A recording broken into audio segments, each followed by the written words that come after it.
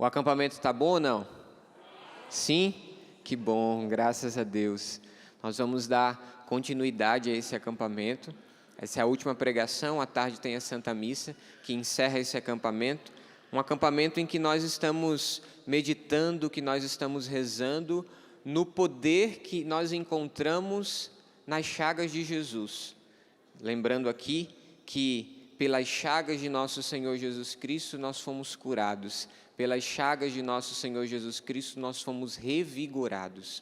E o tema desta pregação é restaurados no poder do Espírito Santo. Restaurados no poder do Espírito Santo.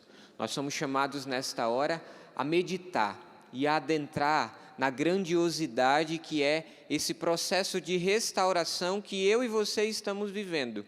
Eu não sei se você tem consciência disso, mas se você não tem, você vai tomar consciência nesta pregação. Todos nós somos doentes. Todos nós estamos doentes. Não é uma doença da sua carne, não é uma doença física que você carrega, mas é uma doença que muitas vezes nós carregamos na nossa alma e que nós precisamos ter consciência de que nós carregamos para que nós possamos tratar. A primeira coisa que se faz quando se trata uma doença é reconhecer que doença é essa. Você não trata uma doença sem saber que doença você tem. Vai tomar um monte de remédio, algum desses vai fazer efeito. Vai dar errado. Não pode ser assim. Você primeiro precisa diagnosticar a doença. Depois que você diagnosticou, aí você começa o processo de cuidar dessa doença. Você começa o processo de um tratamento necessário. E eu queria te convidar a começar essa pregação agora, abrindo comigo lá no início da Sagrada Escritura, livro do Gênesis, capítulo 1, versículo 1, livro do Gênesis, capítulo 1, versículo 1. Nós vamos voltar lá no início de tudo, lá no início da criação. O livro do Gênesis nos mostra isso. Gênesis significa isso, significa origem. Então nós estamos vendo no livro do Gênesis a criação da humanidade, a forma em que Deus fez para criar cada um de nós. E o capítulo 1 do livro do Gênesis, versículo 1, diz assim: No princípio, Deus criou o céu e a terra. A terra era sem forma e vazia, e sobre o abismo havia trevas, e o Espírito de Deus pairava sobre as águas. O Espírito de Deus pairava sobre as águas. O versículo 2 diz assim, a terra era sem forma e vazia, e sobre o abismo havia trevas, e o Espírito de Deus pairava sobre as águas. Aqui é um dado interessante. Em nenhum momento o autor do livro do Gênesis vai dizer que nosso Senhor criou as águas. Elas já aparecem aqui criadas. Elas já existiam. A partir do versículo 3, o autor vai começar a narrar a criação, a obra da criação. Então, ele narra o que nosso Senhor criou no primeiro dia, no segundo, no terceiro, no quarto, no quinto e no sexto dia. No sétimo dia, nosso Senhor fez o quê? Descansou, isso mesmo, porque o descanso também é um dom precioso para todos nós. Mas eu queria que você pudesse pegar agora o versículo 26, desse mesmo capítulo 1, versículo 26. Nós estamos agora na narração do sexto dia, o que nosso Senhor está criando no sexto dia. E diz assim: Deus disse, façamos um ser humano à nossa imagem e segundo nossa semelhança, que ele domine sobre os peixes do mar, as aves do céu e os animais domésticos, todos os animais na terra e tudo que rasteja pela terra. E Deus criou o ser humano à sua imagem, a imagem de Deus o criou, homem e mulher os criou. E Deus os abençoou e disse-lhes, sede fecundos e multiplicai-vos, enchei a terra e submetei-a. Dominai sobre os peixes do mar, sobre as aves do céu e sobre todo ser vivo que rasteja pela terra. E Deus disse, eu vos dou sobre a terra inteira toda a erva que dá semente e todas as árvores que produzem frutos com uma semente, que vos sirvam de alimento. e a todos os animais selvagens, e a todas as aves do céu, e a tudo que rasteja pela terra, e tudo que tem sopro de vida, dou toda a erva verde como alimento. E assim foi. Então Deus viu tudo quanto havia feito, e era muito bom. Houve tarde e manhã, o sexto dia. Aqui nós estamos diante da obra da criação do sexto dia. E o sexto dia nosso Senhor reservou para poder criar o ser humano. E esse detalhe de nosso Senhor ter criado o ser humano, se você for pegar um pouquinho mais, se você passa aí para o capítulo 2, você vai ver novamente um relato da criação também, criando de novo o ser humano. Aí nesse capítulo 2, um pouquinho mais para frente, você vai ver que nosso Senhor criou do barro. Ele criou o ser humano do barro e depois soprou sobre aquele barro um sopro de vida, e aquele ser humano ganhou vida, se tornou gente. Mas olha que interessante o que nós encontramos aqui, nesse capítulo 1. Nosso Senhor criou, mas Ele criou a sua imagem e semelhança. Nós não fomos criados por acaso, nem nós fomos criados de qualquer jeito. Nós fomos criados, mas nós fomos criados segundo a imagem e semelhança de nosso Senhor Jesus Cristo. E sabe o que isso significa? Significa que quando nosso Senhor foi nos criar, Ele olhou para o seu Filho Jesus. Quando Ele te criou, Ele olhou para Jesus. Por isso que para nós é tão importante defendermos a vida em todos os seus estágios. Seja aquela criança que está no ventre da mãe, ou aquele idoso que está no leito de hospital. Em todos os momentos para nós é importante preservarmos a vida e deixarmos que ela siga o seu curso natural, porque nós fomos criados à imagem de Deus, e é muito precioso. De toda a obra da criação, a maior delas é essa, é o ser humano que nosso Senhor criou. Você pode perceber, por isso que eu fiz questão de ler os outros versículos. Por quê? Porque tudo que Deus criou antes, Ele submeteu ao homem. O homem foi o último a ser criado, mas tudo que foi criado antes foi colocado ao domínio dos homens.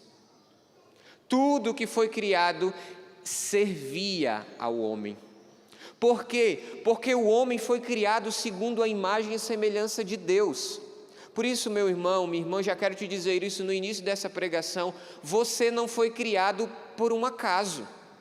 Você que muitas vezes na sua história carrega um peso e um fardo imenso dentro do seu coração, por achar que você foi criado ou achar que você existiu por causa de um desvio de rota dos seus pais ou por causa de uma infelicidade que aconteceu entre eles, não. Pode ter até acontecido algo assim na sua história, mas deixa eu te dizer, no mais profundo, Deus já pensou em você. Deus já sonhou com você. E quando Ele te criou segundo a imagem do seu Filho Jesus. Você não foi criado por um acaso, ou você não foi criado de qualquer jeito. O modelo de ser humano perfeito e real é o próprio Cristo. Então, quando o Pai criou, e aqui é interessante, por isso que o versículo 26 que nós lemos diz assim, façamos no plural, porque é uma obra da Trindade, é o Pai, o Filho e o Espírito quem cria. Então o Pai, o Filho e o Espírito disse assim, façamos o ser humano segundo a nossa imagem e semelhança. Façamos segundo nós, façamos segundo a imagem que nós temos do Verbo que futuramente se encarnará, mas do Verbo, façamos olhando para nós. É como se nosso Senhor estivesse olhando para o espelho e estivesse modelando a cada um de nós de acordo com o que Ele via transparecer no espelho, porque Ele olhava para si mesmo quando Ele nos criou. Por isso, olha para a pessoa do seu lado aí, não deixa ela dormir não, olha para a pessoa do seu lado e diz assim, você é muito precioso, você é uma pessoa preciosa, porque você foi criado à imagem e semelhança de Deus. Só que aconteceu um desastre no meio do caminho. Se você tiver com sua palavra aberta ainda aí, capítulo 3, nós não vamos ler, se quiser anotar, pode anotar. mas o capítulo 3, aconteceu um desastre no meio do caminho. No capítulo 3, nós encontramos o relato do homem criado à imagem e semelhança de Deus, chamado Adão e Eva, que cometeram um pecado. Nosso Senhor disse assim: olha, vocês podem tudo, mas daquela árvore, do fruto do bem e do mal, vocês não podem chegar perto. Olha que o ser humano, olha que coisa, né? Vocês têm tudo à sua disposição. Só uma coisa eu te peço: não chega perto daquilo dali. E o que é que eles fizeram? Deixaram tudo que tinha à disposição de lado e foram ao encontro daquilo que eles não podiam. O pior de tudo não é simplesmente comer o fruto da árvore. Era uma maçã ou não era uma maçã? Não, isso não importa. O que importa aqui é que o pecado da desobediência aconteceu. O pecado de Adão e Eva não é ter comido uma maçã ou não, porque a gente nem sabe se foi uma maçã ou não. O pecado de Adão e Eva não é esse. O pecado de Adão e Eva é que eles desobedeceram aquilo que Deus havia instruído a eles. Não pode fazer isso. E eles foram lá e fizeram. Só que isso gerou uma consequência. Esse pecado gerou um afastamento de Deus. À medida em que eles foram seduzidos pela serpente, à medida em que eles estiveram ali nesse diálogo e cometeram um pecado, eles se afastaram de Deus. Vai dizer que Adão e Eva caminhavam na presença de Deus no jardim do Éden. Eles caminhavam com Deus, eles caminhavam na presença de Deus, só que depois do pecado, o que foi que Adão fez? Se escondeu. E aí nosso Senhor pergunta: por que você se escondeu, Adão? E ele disse assim: porque eu estava nu e tive vergonha. Mas ele estava com vergonha não somente da sua nudez física, ele estava com vergonha da sua nudez de alma, porque ele havia desobedecido a Deus. Ele tomou consciência que ele fez o que Deus pediu para não fazer. E esse pecado, nós chamamos na doutrina da igreja de pecado original. É este pecado que todos nós carregamos quando nascemos, porque é um pecado que foi cometido lá atrás por Adão e Eva, mas sabe, como uma doença hereditária, nós carregamos as consequências desse pecado e nós carregamos esse pecado sobre toda a humanidade. Foi um pecado que quem cometeu foi Adão e Eva lá no início, mas é um pecado que nós carregamos aí no nosso coração e na nossa vida até o momento do nosso batismo. Mas por que nós carregamos? Do mesmo jeito que às vezes a gente carrega uma doença hereditária dos nossos pais ou de um familiar, nós carregamos esse pecado dentro de nós. Então todos nós, no dia em que nascemos com esse bendito desse pecado original. Esse bendito desse pecado de Adão e Eva dentro de nós. Só que, para nos reatar com Deus, porque se nós desobedecemos a nosso Senhor, nós precisamos voltar, reconhecer e pedir perdão. Só que não era tão simples assim. Quando a gente se afasta de Deus, não é tão simples voltar assim. E nós voltamos para Deus a partir de Cristo. A partir de Jesus. Pelas nossas próprias forças nós não conseguiríamos o perdão de Deus. Então o que é que nosso Senhor fez? O que Deus fez? Enviou a nós o seu próprio Filho, e enviando a nós o seu próprio Filho, Ele fez com que o seu Filho, que não tem pecado nenhum, pudesse assumir a nossa condição de pecado e pedir perdão por nós. Vou te explicar mais ou menos de uma forma que a gente consiga entender mais. Porque quando vocês, claro que não, é só para quem está em casa, tá? Vocês não são assim, não. Mas quando a gente fala de dinheiro, todo mundo entende, né? Quando a gente fala de dinheiro, principalmente quando a gente fala de ganhar ou de perder, aí todo mundo entende facinho. Então é como se você tivesse uma grande dívida. Você está devendo a uma pessoa e a sua dívida está correndo juros, ó. A cada dia que passa, aquele juros está correndo ainda mais. Está correndo ainda mais. Está crescendo aquela dívida. Só que você olha para a sua conta e olha para a sua carteira, não tem nada. Não tem como pagar aquela dívida. E ela vai só aumentando, vai só aumentando, vai só aumentando, mas você não tem como pagar. Aí, a pessoa a quem você estava devendo, dá o dinheiro ao filho dela, manda o filho dela vir ao nosso encontro, nos dá de presente esse dinheiro, para que a gente possa pagar a dívida. Entendeu? Ou seja, quem pagou a dívida no final das contas foi a quem nós estamos devendo. Quem pagou a dívida no final das contas foi aquele a quem nós estamos devendo. Ele disse assim: olha, eu quero reatar as coisas contigo, eu quero perdoar essa dívida, então, mas eu não posso perdoar diretão, eu preciso fazer com que você me pague. Então, para você me pagar, eu vou te dar o dinheiro e você depois pega o dinheiro e me paga. Combinado? Foi assim que nosso Senhor fez conosco. Nós tínhamos uma dívida com Deus que nós nunca iríamos conseguir pagar. Então Ele enviou o Seu Filho para pagar essa dívida no nosso lugar. E hoje, se nós estamos bem, se eu posso chegar diante do nosso Senhor e dizer assim: opa, nossa dívida foi quitada, não temos mais dívida a respeito disso, é porque Ele enviou o Seu Filho para pagar a dívida no meu e no seu lugar.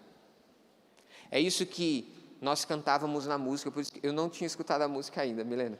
Escutei na hora que você começou a cantar, eu disse assim: gente, é justamente isso. Pedi até para a Milena mandar para mim aqui a letra da música, porque é justamente isso. Na cruz, nosso Senhor pagou essa dívida para nós. Na cruz, quando nosso Senhor deu a sua vida, no sacrifício da cruz, Ele pagou essa dívida no nosso lugar. Ele pagou essa dívida que nós carregávamos. Ele pagou por nós, diante daquele seu coração transpassado, diante das suas chagas. Ali foi o grande pagamento de Deus para nós.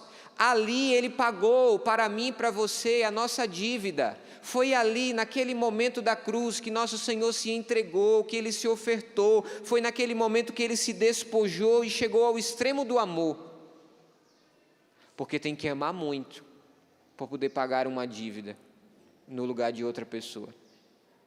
Tem que amar muito. E Ele amou, como a gente cantava, até o extremo do amor Ele chegou, para nos amar. Só que aqui, meus irmãos, ainda tem uma outra coisa. A primeira delas, Adão e Eva pecou. Foram criados à imagem e semelhança de Deus. Segundo, Adão e Eva pecou e esse pecado nós carregamos conosco até o dia do nosso batismo. Mas Jesus Cristo veio e nos salvou. Agora nós temos uma outra coisa, que agora é onde entra a nossa enfermidade. Nós tivemos o pecado original perdoado no batismo. Batismo significa mergulhar. Quando nós mergulhamos no batismo, nós mergulhamos em Cristo. E ali nós fomos lavados desse pecado. Pode ter certeza, a menor de todas as crianças que é batizada, ela é batizada e no momento do seu batismo, ela chega com um pecado original e ela sai sem um pecado original. Porque pelas águas do batismo ela é salva. Mas quando o padre ele vai celebrar o batismo, quem já foi num batizado aqui, levanta a mão. Pronto. Quando o padre vai celebrar o batismo, ele diz assim: eu te batizo em nome... Isso. Do mesmo jeito que lá no início, na obra da criação, o autor sagrado diz: façamos o ser humano à nossa imagem e semelhança, e eu expliquei que esse façamos simboliza a Trindade, o Pai, o Filho e o Espírito. No momento do batismo, nós somos batizados também na Trindade, no Pai, no Filho e no Espírito. Ou seja, no batismo, nosso Senhor nos recria de novo. Ele está recriando o ser humano de novo. Ele diz assim: olha, eu criei, mas no meio da história aconteceu um deslize, o pecado. Então eu vou recriar de novo, eu vou criar ele de novo. E nosso Senhor recria pelas águas do batismo. Por isso que é tão importante levar as nossas crianças para ser batizadas. Porque no momento em que nós somos batizados, nós nos tornamos filhos de Deus. E esse pecado que nós carregávamos como uma herança dos nossos pais na fé, Adão e Eva, esse pecado ali no batismo ele é apagado. Só que fica uma consequência, chamada concupiscência. O que é isso? São as consequências. É a tendência que nós trazemos de novo para o pecado. É a tendência que nós trazemos no nosso coração para pecar. E aí a gente vai começar, a partir do nosso batismo, a viver uma vida de luta. Sabe por quê? Porque na cruz, nosso Senhor conquistou para nós o lugar. Na cruz, nós nos tornamos homens novos. Quem aqui foi batizado, levanta a mão só para me ver. Pois é, no dia do seu batismo, você foi feito um homem novo, você foi feita uma mulher nova. A partir do nosso batismo, eu e você podemos dizer, nós somos homens e mulheres novos. A partir daquele momento em que nós fomos recriados por nosso Senhor Jesus Cristo, nós nos tornamos homens novos e nos tornamos mulheres novas. Mas por quê? Porque nosso Senhor nos salvou no extremo da cruz, como nós cantávamos. No extremo do amor, Ele nos salvou. Só que dentro de nós permanece uma luta, meus irmãos. A luta para não mais voltarmos ao lugar da escravidão. Pega comigo a palavra de Deus. Eu queria te convidar a abrir agora em Efésios, capítulo 4. Carta de São Paulo aos Efésios, capítulo 4. Vamos começar do versículo 11. Capítulo 4, vamos começar do versículo 11. Diz assim: alguns deles ele concedeu serem apóstolos, outros profetas, a outros evangelistas, a outros pastores e mestres, para capacitar os santos para a obra do ministério, para a edificação do corpo de Cristo, até chegarmos todos juntos à unidade da fé e do conhecimento do Filho de Deus, ao estado de adultos, à estatura do Cristo em sua plenitude. Essa aqui é a parte importante. Não fecha não, deixa aberta aí.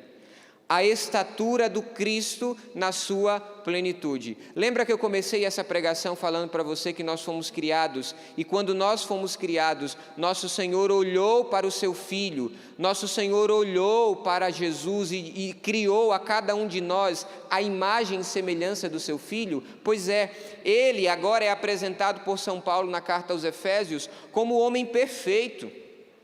Ele é o homem perfeito, Cristo é o homem perfeito, e todos nós devemos lutar para chegar à estatura de Cristo. Sabe quando a gente vive na nossa vida tendo uma meta? Você trabalha no seu emprego ali, você tem uma meta.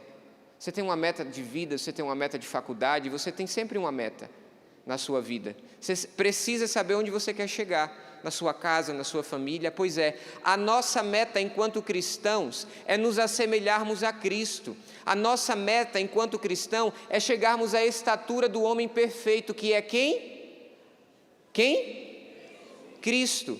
Ele é a estatura do homem perfeito. Então a nossa meta é lutarmos para chegar até lá, só que não é fácil. Pega comigo agora o versículo 17. Diz assim: eu vos digo, pois, e vos conjuro no Senhor, que não vos conformeis mais que não vos comporteis mais como se comportam os gentios, por sua mentalidade fútil. Eles têm a inteligência obscurecida e são alheios à vida de Deus por causa da ignorância produzida neles pela dureza de seus corações. Tornando-se insensíveis, entregaram-se à devassidão, praticando avidamente toda sorte de impureza. Quanto a vós, não foi assim que o Cristo vos foi ensinado, se é que ouvistes falar dele e nele fostes instruído conforme a verdade que há nele e em Jesus. É preciso deixar a vossa antiga conduta e despojar-vos do homem velho, que vai se corrompendo ao sabor das paixões enganadoras. É preciso renovar-vos pela transformação espiritual de vossa mente e vestir-vos do homem novo, criado à imagem de Deus, em justiça e santidade da verdade. Palavra do Senhor. Meus irmãos, desde o momento do nosso batismo, o pecado original foi perdoado. Acabou essa dívida que nós tínhamos do pecado original. Agora começou uma outra luta. A luta é para nós não voltarmos a ser o homem velho. A luta é para nós não voltarmos a fazer as coisas erradas. Por isso que São Paulo vai dizer na carta aos Romanos que nem sempre ele faz o bem que ele quer fazer, mas às vezes ele faz o mal que ele não quer fazer. Por quê? Porque dentro de nós há essa luta, e eu e você precisamos entender isso. Dentro de nós há uma luta, a luta para que o homem velho não ganhe espaço, e a luta para que o homem novo ganhe espaço. Deixa eu te dizer, é garantido que você é um homem novo, é garantido que você é uma mulher nova, porque Cristo nos garantiu e nos deu esse presente no batismo. Mas a luta é grande para que você não deixe que esse homem velho que um dia tomou conta de você, volte a tomar conta. E aí entra aquilo que nós falávamos sobre a concupiscência, a essa tendência ao pecado. E aí começa a nossa luta diária. E aí começa a nossa luta pela santidade. Não sei se você já fez essa experiência de olhar para você e dizer assim, nossa, eu queria tanto ser melhor e não consigo. E aí você olha, você vê aquele pecado que você comete, aí você olha direitinho para dentro do seu coração, procura que você vai achar. Você olha direitinho aí dentro do seu coração e você vê, nossa, eu sou tão egoísta, eu quero as coisas só para mim. Como diz lá no Nordeste, né? Farinha pouca, meu pirão primeiro, né? Eu sempre vou ali, eu quero primeiro para mim. E aí a gente vai perdendo essa capacidade de sermos homens novos.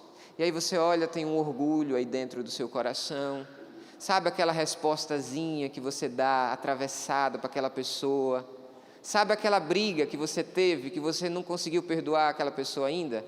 Sabe aquela ruindade que está aí dentro do seu coração, que quando você encontra aquela pessoa que você não gosta, você faz de tudo para poder ir para o outro canto para não ter que se encontrar com ela? Sabe aquela brigazinha dentro da sua casa, da sua família, que você não teve coragem de olhar e de resolver? E você carrega dentro de você o ressentimento de tudo isso? Sabe aqueles momentinhos em que você está dentro de casa, ou está lá no seu trabalho, e aí você vai e arruma um jeitinho de fazer as coisas, para que você possa sair por bem na história. Sabe aquela mentirinha, é só uma mentirinha, pequenininha, que você faz para você sair bem na história? Sabe, quando você está lá no seu trabalho, que você precisa ser honesto com aquilo que você tem que fazer, e você diz assim, mas ninguém está vendo, né? Peraí, eu vou fazer de outro jeito aqui, peraí.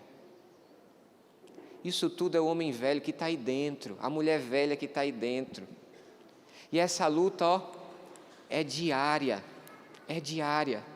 Por isso que a gente precisa de cura interior, por isso que a gente precisa constantemente vir ao encontro de nosso Senhor e pedir que Ele nos ilumine. Porque olha que interessante, a gente acabou de ler no capítulo 4 da carta aos Efésios, e uma das coisas que São Paulo fala, ele diz assim, que os gentios, aqueles que vivem lá, sabe quem eram os gentios? Quem não era batizado. Os gentios eram aqueles que não tinham sido batizados ainda. E ele está dizendo, os gentios, versículo 18, eles têm a inteligência obscurecida e são alheios à vida de Deus por causa da ignorância produzida neles pela dureza de seus corações. Meus irmãos, isso é uma das coisas mais verdadeiras que existe e que a gente precisa retomar na nossa vida. O pecado nos faz burros. Vou dizer dessa forma que é para você entender. O pecado nos faz burros. O pecado deixa a nossa consciência obscurecida. Hoje em dia se prega muito aí no mundo uma liberdade, né? Uma liberdade. Ninguém vai me dizer nada que eu tenho que fazer. Eu faço tudo o que eu quero fazer. Só que isso é uma ilusão. Isso não é liberdade, isso é ilusão. Aí a pessoa diz assim, eu posso me relacionar com quem eu quero me relacionar. Eu posso me casar com quem eu quero me casar, nem casar, né? Eu posso me juntar com quem eu quero me juntar e viver a minha vida. Eu posso viver de farra, eu posso viver na bebedeira, eu posso viver nas orgias da vida, eu posso viver numa sexualidade completamente desregrada, porque eu tenho poder sobre tudo isso. Mentira! Mentira, quem está mergulhado no pecado não consegue sair dele de forma fácil. Ele vai até te dizer, eu paro na hora que eu quiser, mas não para, porque não consegue, está enraizado. Uma pessoa que vive uma sexualidade desregrada, para ela conseguir sair disso, gente, ela precisa lutar muito. Por quê? Porque ela está sendo levada pelos seus instintos, ela está sendo levada pelas suas paixões, ela está sendo levada por aquilo que é carnal, ela está sendo levada pelo pecado que ela comete. E isso vai obscurecendo a nossa inteligência, isso vai obscurecendo a nossa forma de ver o mundo. Cuidado, tem muita gente dentro da igreja, vou falar baixinho que é só para vocês escutar. Tem muita gente dentro da igreja, que está dentro da igreja e não adere a nosso Senhor Jesus Cristo de verdade. Tem muita gente que está dentro da igreja e olha para se você olha para a vida da pessoa, é como se estivesse lá fora. Tem muita gente que está dentro da igreja e pensa como quem pensa lá no mundo, pensa como um mundano. Aí começa um discurso. Eu estou na igreja, mas eu acho que não precisa esse negócio de casar na igreja. Aí eu estou na igreja, aí começa todo um discurso. Mas esse negócio aí, por exemplo, de ser contra o aborto, tem que ver direitinho, né? Não é bem assim, não é em todos os momentos. Tem situações que são bem delicadas, que precisa ver. Meus irmãos, a gente começa a negociar a nossa fé, a gente começa a negociar com o pecado, e aí é o erro de Adão e Eva, não está nada novo, é tudo velho. É o erro de Adão e Eva. O que foi o erro de Adão e Eva? Foi conversar com a bendita da serpente. E a gente começa a conversar com o pecado, e começa a dialogar, aí vem na Canção Nova e diz assim, nossa, eu acho o povo da Canção Nova maravilhoso, quando eles quando a Milena pega o microfone para cantar, ela é um arraso, nossa senhora, ela canta muito, é muito bom. Mas na hora que eles começam a pregar, eu acho que a pregação deles é muito radical. Eu acho que não é bem assim. Não é desse jeito aí que eles estão falando mesmo. Porque na prática o negócio é diferente. Aí você começa a dialogar com o pecado, você começa a negligenciar. Meu irmão, nessa hora que isso está acontecendo dentro de você, está acontecendo uma luta. Está acontecendo a luta entre o homem velho e o homem novo. E quando você dialoga, você já está deixando o homem velho ganhar. Você já está deixando o homem velho que gosta do pecado, que gosta de se lambuzar no pecado. Vou falar baixinho de novo, para não escandalizar ninguém. Mas o pecado é gostoso, gente. Ele é sedutor. Ele é sedutor. É sedutor. Mas o que é que a gente precisa entender? Se eu quiser viver uma vida em Cristo, de acordo com aquilo que nosso Senhor me criou para ser, eu preciso lutar para que eu seja um homem novo. Só que aí tem uma outra novidade para você. E eu já falei, mas vou repetir. Esse homem novo, ele não vai ser criado, ele já está dentro de você. Olha para a pessoa que está do seu lado, para acordar ela, que tem gente dormindo. Olha para a pessoa que está do seu lado e diga assim, bom dia, tudo bem com você? Eu vim te dar uma notícia. O homem novo, se for mulher, você fala mulher nova, já está dentro de você. E você nem sabia. Só que você estava perdendo tempo, deixando o homem velho tomar conta de você. Meus irmãos, essa é a luta que envolve o nosso coração, e essa é a luta pela santidade. É isso que significa sermos santos, é isso que significa vivermos uma vida de santidade, é olharmos para dentro de nós e entendermos que no mais profundo da nossa alma, nós já temos o homem novo, já temos a mulher nova, agora a gente precisa lutar para que ele venha para fora, para que ele tome espaço, para que ele ganhe um lugar dentro de nós. É como se estivesse ali uma luta para saber quem é que vai mandar mais. Eu acho que dentro do casamento tem muito isso, né? Aí briga o homem, e briga a mulher, aí fica brigando, não, quem é que vai mandar nisso, quem é que vai mandar naquilo? Pois é, dentro de nós há muitas vezes essa briga entre o homem velho e o homem novo. E a escolha, a decisão é sua. A escolha e a decisão é minha, é nossa. Só que aí entra uma outra dificuldade, meus irmãos. Como é que nós percebemos os traços do homem velho dentro de nós? Como é que eu sei que é ele que está mandando e não é o homem novo? Quando eu olho para Jesus Cristo. São Paulo escreveu na carta aos Filipenses, capítulo 2, haja em vós o mesmo sentir e pensar que no Cristo Jesus. É isso que é ser santo. Quando você olha para um santo, qual é o seu santo de devoção? Fala para mim aí o nome dele. Não ouvi. Qual é o seu santo de devoção? Pronto. O seu santo de devoção foi alguém que se assemelhou a Jesus Cristo. E você só é devoto desse santo ou dessa santa aí, porque você olha para ele e você vê nele traços de Jesus. Porque o homem perfeito, como nós lemos na carta aos Efésios, é Cristo. Então o modelo é esse. Eu acho tão bonito quando se reza na liturgia a oração eucarística 2, e o padre diz assim: na verdade, ó Pai, vós sois santo e fonte de toda santidade. Porque a santidade é Ele, a santidade vem dEle. Um santo é alguém que se assemelha com Jesus Cristo. Por isso que quando você chega perto de um santo, você percebe que aquela pessoa ela é diferente. E ela muda, o santo muda todo o ambiente que ele está. Por quê? Porque ele exala Cristo, ele exala o odor de Cristo. Você olha para a vida de um santo e você diz assim: nossa, isso aqui é semelhante a Cristo. Você olha para um santo e você diz assim: nossa, esse aqui exala a pobreza de Cristo, esse aqui exala a docilidade de Cristo, a bondade de Cristo eu vejo aqui na vida desse santo. Por isso que para nós os santos são sinais, para mostrar que é possível. E esse negócio de santidade não vem, aí é outra coisa, né? O discurso hoje é isso, né? Santidade é só para alguns. Não, meus irmãos, santidade é para todos nós, tá? Deixa eu te dizer, todo mundo quer ir para o céu, mas no céu só entra santo. Se não for lutando pela santidade, não chega lá não. Se não for lutando pela santidade, você não alcança a eternidade. Se não for lutando pela santidade, você não vai chegar no céu não. Porque existe um lugar reservado no céu para você. Agora, chegar até lá é por sua conta. Claro que contando com a graça de Deus, mas é por sua conta. Nosso Senhor te deu o lugar no céu, nosso Senhor te deu a passagem, nosso Senhor te mostrou o caminho, agora você se vira para, contando com o auxílio dele, claro, lutar para chegar até lá.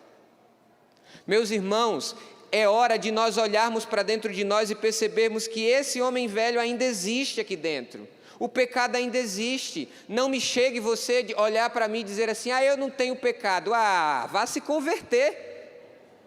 Pelo amor de Deus, claro que você tem sim, olhe para você. Se você não enxerga o seu pecado, pergunte para a sua esposa. Pergunte para o seu marido o seu pecado, que ele vai te dizer uma lista. Pergunta para quem convive com você no seu trabalho, ele vai te dizer o teu pecado. Ele vai te mostrar o quanto você é egoísta, o quanto dentro de você existe aí uma tendência para fazer com que esse homem velho venha à tona, e aquela bondade que é a bondade de Cristo não existe aí dentro do seu coração. Sabe por quê, meus irmãos? Porque todos nós, enquanto estivermos respirando deste ar, nós ainda estamos lutando. Nós ainda estamos lutando. Cristo na cruz conseguiu para nós o maior de todos os bens. Ele conseguiu para nós a salvação. Olha, todas as vezes que você olhar para a cruz de Cristo, você pode agradecer a nosso Senhor, porque foi por causa da cruz que nosso Senhor conquistou para nós o céu, conquistou para nós a eternidade. Só que o presente foi dado. Agora, se eu e você vamos usar, aí é outra história. E agora eu entro naquilo que é central para essa pregação. Meus irmãos, nós somos feridos. Dentro de nós existe um homem velho e uma mulher velha. Existe aí dentro. Existe uma luta constante para que nós possamos ser obedientes a Cristo. E aí, meus irmãos, é nessa hora dessa luta constante que há dentro de nós, que nós precisamos do auxílio do Espírito Santo. porque dentro da Santíssima Trindade vai nos ensinar a doutrina da igreja. O Espírito Santo, ele é o santificador. E se você precisa ser santo para poder chegar no céu, você precisa do auxílio do Espírito Santo. Nós precisamos, por isso que nós precisamos ser restaurados pelo poder do Espírito. Quando a gente reza o Vini Creator, nós estamos rezando isso. Vinde Espírito Criador. Quando nós rezamos Vinde Espírito Criador, nós estamos dizendo assim, Vinde Espírito. Primeiro versículo que eu comecei essa pregação, capítulo 1, versículo 1 do livro do Gênesis. Quando vai dizer o autor sagrado que lá pairava sobre as águas o Espírito. O Espírito pairava sobre as águas. Meus irmãos, o Espírito Santo, ele é mestre em fazer o caos se transformar em ordem. Vou te dar uma dica. Se na tua casa a coisa está um caos, clama pelo Espírito lá dentro, que você vai ver.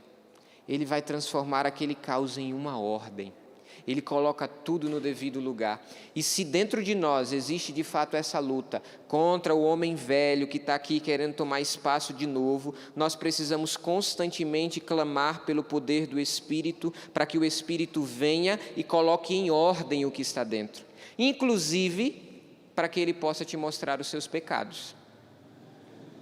Porque no Evangelho de São João, antes de nosso Senhor Jesus Cristo chegar na sua paixão, ele prometeu aos seus discípulos que enviaria o Espírito e o Espírito os revelaria toda a verdade.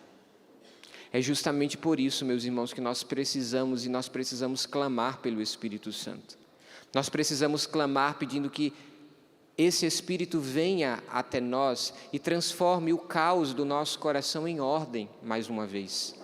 Segundo a ordem que nosso Senhor quis, segundo a ordem que nosso Senhor desejou para mim e para você. Transforma, Senhor, o caos do meu coração, os pecados que agora eu cometo, transforma, Senhor, em ordem, transforma em uma luta autêntica e verdadeira pela santidade. Transforma, Senhor. E deixa eu te dizer, o Espírito Santo não é uma pombinha que fica andando para um lado e para o outro. O Espírito Santo é uma pessoa na Santíssima Trindade. O Espírito Santo é uma pessoa e nós podemos nos relacionar com Ele como nós nos relacionamos com qualquer pessoa. Por isso, isso é uma das coisas mais preciosas que a Canção Nova tem para te dar. Quando você estiver na sua casa, lavando a sua louça, sabe quando o teu filho come e coloca a louça lá para você lavar, e você vai lá lavar a louça? Sabe quando você chega dentro de casa e vê as coisas tudo desarrumadas? Sabe quando você chega no seu trabalho e você vê tudo desajustado? Você chega lá no seu trabalho e você diz assim, meu Deus, que luta que está essas coisas aqui. Sabe quando você chega diante dessas situações que para você são exigentes? É hora de você clamar e pedir o Espírito como seu amigo nesta hora. É hora de você dizer assim, Espírito Santo de Deus, vem sobre mim, me ajuda nessa hora. Ilumina a minha consciência para saber como agir. Se a gente pedisse o Espírito Santo, olha, se a gente pedisse hoje o dom do discernimento dos Espíritos, pedindo que o Espírito Santo viesse iluminar a nossa consciência para que a gente pudesse tomar as melhores decisões segundo a vontade de Deus. Meus irmãos, se nós pedíssemos esse dom, nós estaríamos muito melhor do que nós estamos hoje.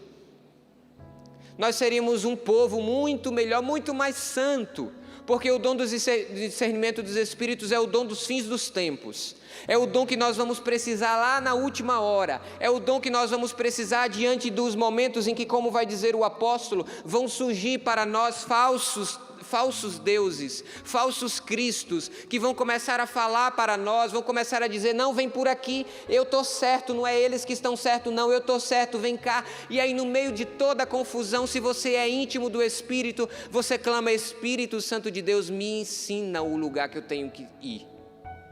E aí você vai clamar o Espírito na sua casa, quando você está ali, sabe quando você está com a sua língua fervendo para dar aquela resposta que você sabe que você não pode dar, porque se você der, o negócio vai ferver dentro da sua casa? Sabe naquele momento em que vem o senso de justiça dentro de você, e você quer ser o justiceiro, e você quer resolver tudo na briga, e às vezes vai até na porrada.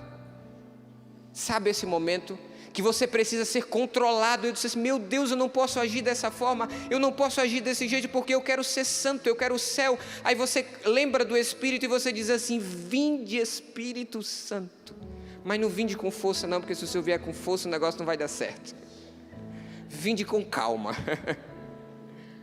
É nessa hora que o seu filho está lá te dando as respostas que você não queria ouvir, e você não tem como rebater, você não tem como dizer, e você não sabe nem o que dizer mais para ele, e aí você diz assim, Espírito Santo, vem em meu auxílio e me dar a palavra certa na hora certa. Espírito Santo, me ensina a silenciar, porque se eu falar a coisa vai piorar. Espírito Santo de Deus, a coisa está difícil, olha, meu coração está ferido e eu estou aqui. É uma pessoa, meus irmãos. É o nosso amigo, o Espírito é o amigo, Ele é nosso amigo e Ele precisa estar conosco, e nós precisamos estar com Ele todos os dias. Isso é um segredo tão grande, mas tão grande, que você não precisa nem ir na igreja para falar com Ele. Você não precisa nem ir na igreja, lá na sua casa você já consegue falar com Ele. Vou te contar um segredo. Sabe onde eu gosto de falar com o Espírito Santo? Sabe? No banheiro.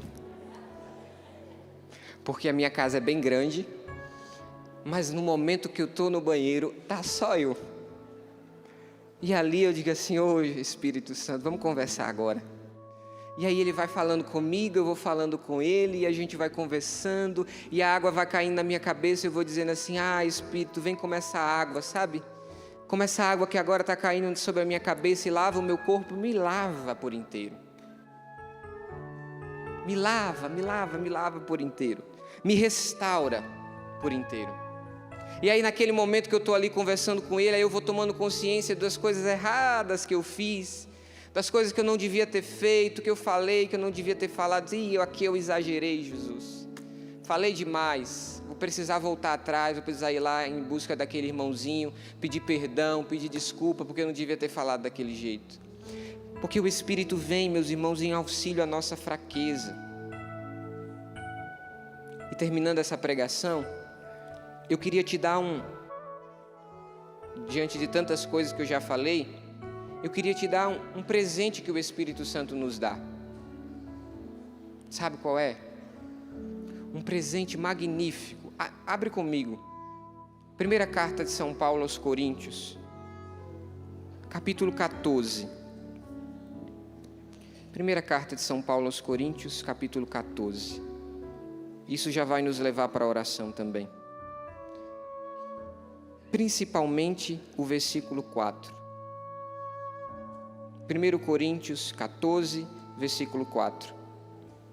Diz assim São Paulo: aquele que fala em línguas edifica a si mesmo. Tá bom, só isso. Aquele que fala em línguas edifica a si mesmo. Você sabe o que é o dom da oração em línguas, meus irmãos? O dom da oração em línguas é quando você deixa que o Espírito Santo venha em auxílio à sua fraqueza, como vai dizer São Paulo aos Romanos. O Espírito vem em auxílio da nossa fraqueza e ora em nós com gemidos inefáveis. E aí nós começamos a orar em línguas, e aí você vai dizer assim, mas eu não sei o que eu estou rezando, e é bom que nem saiba. Porque aí na hora que eu me deixo conduzir pelo Espírito, eu me deixo guiar pelo Espírito, eu me deixo envolver pelo Espírito Santo de Deus, na hora que eu me lanço diante do Espírito, aí o Espírito vem, aí eu vou, sabe como é a nossa oração? A gente vai, fala e conta tudo, aí chega aquele momento que a gente não tem mais nada o que falar, acabou as palavras. Aí o Espírito vem em auxílio à nossa fraqueza, e aí nós começamos a orar em línguas, aí a gente começa,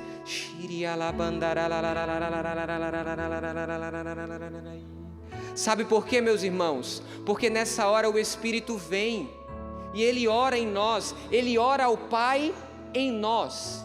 É como se eu estivesse diante do meu Pai assim, bem pequenininho, e dissesse assim, Pai, eu não sei o que eu tenho para te falar. Tem muita coisa aqui dentro para falar contigo, mas eu não sei o que falar. Aí eu digo assim, Espírito Santo, me ajuda a falar. Aí o Espírito Santo vem a nós e diz assim: ora, solta a tua voz no Espírito. Aí você começa a orar em línguas, aí você vai como uma criança nos braços do Pai, orando, orando, orando no Espírito. E aí o Espírito vem em auxílio. Você não sabe o que você está falando, mas saiba, você está falando as coisas mais profundas e mais verdadeiras do seu coração. Sabe, a criança que fala as coisas mais sinceras, a criança ela é sincera, ela fala o que ela pensa. Pois é, como uma criança que vai balbuciando, nós vamos balbuciando diante do Pai, e o Espírito vai conduzindo isso, e aí a gente vai orando em línguas, vamos orando no Espírito. E deixa eu te dizer, meus irmãos, a oração em línguas, ela não é uma oração somente para alguns momentos. Deixa eu te dizer, você não pode orar em línguas somente quando você vem para a canção nova. Você pode orar em línguas na sua casa. Sabe, naquele momento lá que você não tem resposta para dar para o seu filho, toca na porta do quarto do seu filho e começa a orar em línguas pelo teu filho. Sabe, naquele momento em que você não sabe a resposta que você precisa dar, sabe, naquele momento em que você não sabe o que fazer na sua vida, no seu trabalho, porque estão te perseguindo, estão te falando isso, estão te falando aquilo, ora no Espírito e deixa que o Espírito reze em você. Sabe aquele momento que você está lavando a louça? Ora no Espírito e deixa que o Espírito reze em você, porque nessa hora você se transforma numa criança que se entrega, que se abandona nos braços do Pai. E como uma criança você vai deixando que o Espírito ore em você. Eu não sei porque eu estou falando mais, levanta, fica de pé, vamos orar. Fecha os teus olhos, vai balbuciando agora, vai orando no Espírito. E eu quero te dizer que em nome de Jesus, até mesmo você que ainda não orava no Espírito, você que ainda não tinha esse dom, eu quero te dizer, o Senhor reservou esse dia, o Senhor reservou esta hora para te conceder esse dom, para que você seja íntimo do Espírito. Então ora no Espírito, ora, solta a tua voz no Espírito, solta a tua voz no Espírito nesta hora.